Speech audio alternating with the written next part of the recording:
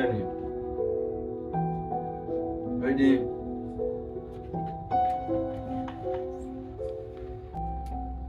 Ni wajinga. Mnakaa mnaangalia TV ya kwenu? Acha kupika mnaangalia TV.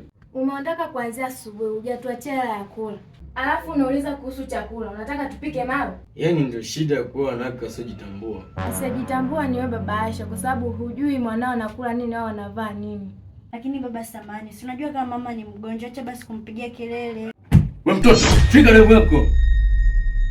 Wanapoongea wakubwa. Mtoto kaa kimya.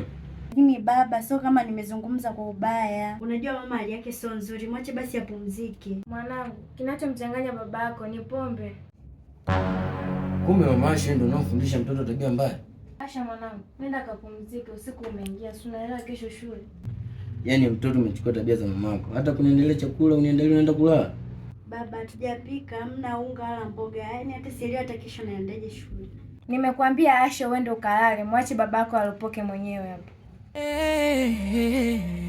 Ramji Media, maisha hayache. Mimi naenda kulala, utakuja ukijisikia.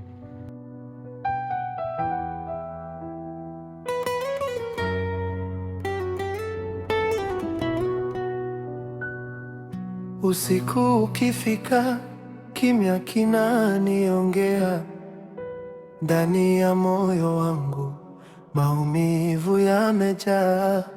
Hakuna wa kusikia kilio cha roho yangu, nabaki peke yangu nikilia kimya kimya. Kila siku najiuliza, kosa langu lilikuwa nini? Kwa nini furaha kwangu haikai hata kidogo?